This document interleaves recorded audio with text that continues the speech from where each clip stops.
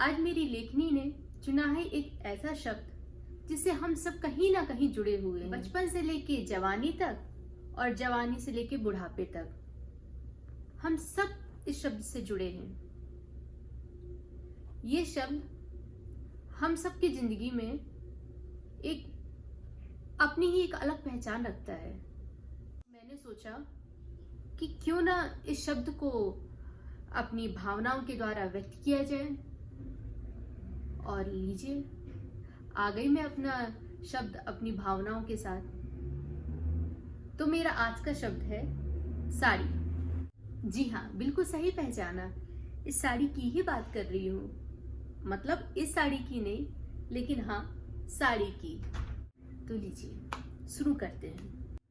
साड़ी अपने आप में एक परिधान या एक पोशाक नहीं, अपितु एक अध्याय है। एक ऐसा अध्याय जो सनातन से चला आ रहा है और न जाने कहां तक चला जाएगा। साड़ी उस एक पानी की तरह होती है जिसे आप जिस भी सांचे में ढालिए वो ढल जाती है, वो उसके ही गुण ले लेती है।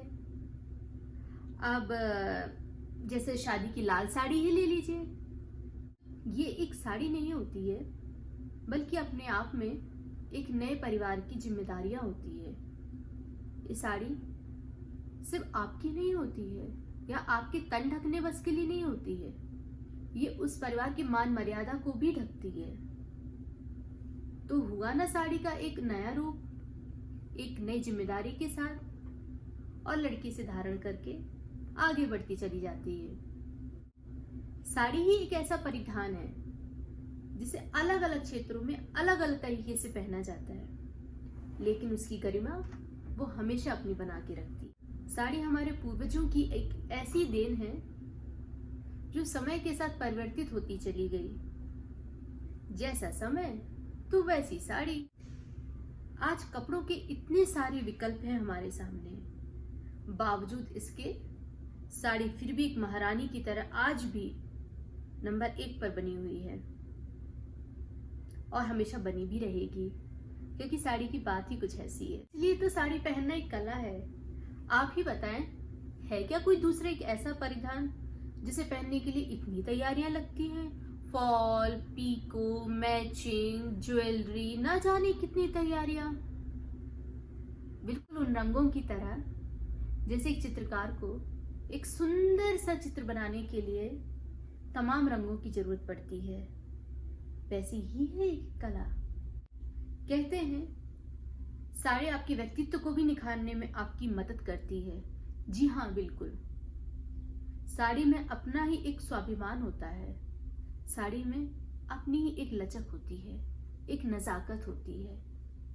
साड़ी जहाँ एक स्वाभिमान का प्रतीक है, एक सुदृढ़ नारी का प्रतीक है, तो वहीं एक नाजुक सी लड़की का भी प्रतीक है। अजी यहाँ तक कि साड़ी कई बार बिना बोले ही आपकी पहचान बना देती है। कैसे? देखिए, यदि साड़ी मटमैली सी और कमर में बंधी हुई साड़ी हो तो वो एक मजदूर की पहचान बनती है, और यदि साड़ी पूरे रुतबे के साथ कॉटन सिल्क की महंगी साड़ी हो, जिसका पल्लू ऊपर से आता हुआ बिना पिन किए हुए बड़ी ही नजाकत से संभाला हुआ, ऐसी साड़ी हो तो किसी राजघराने की शोभा बनती है। हम कह सकते हैं कि साड़ी भी बोलती है। जी हाँ, आज भी कई जगह साड़ी आपके संस्कार होने का प्रतीक देती है।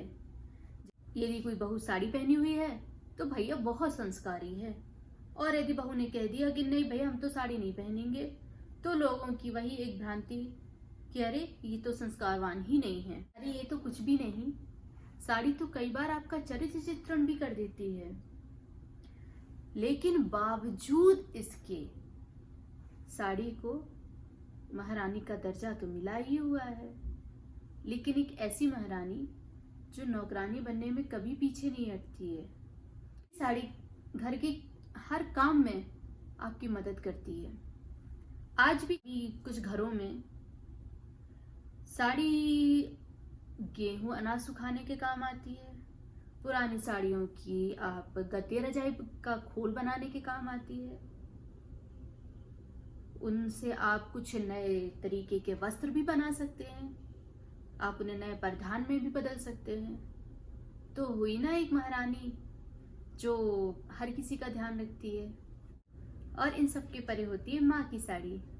हाँ जी, बहुत रूप बदलती है माँ की साड़ी। गर्मी में पंखे का रूप धारण कर लेती है, तो लू में छाता बन जाती है। सर्दी में रजाई का रूप धारण कर लेती है। और यदि कोई अनजान आपके घर आ जाए जिससे बच्चे थोड़ा सा डर रहे हों, तो वो पर्दा बना लेते हैं साड़ी को और उसके पीछे छुप जाते हैं।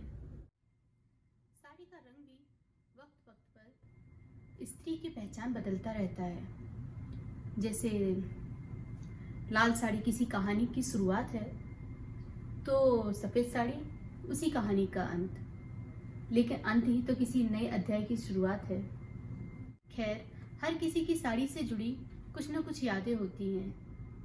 ये मेरी यादें हैं जिन्हें मैंने शब्द दिए, और उम्मीद करती हूँ कि आप भी शब्द देंगे अपनी यादों को।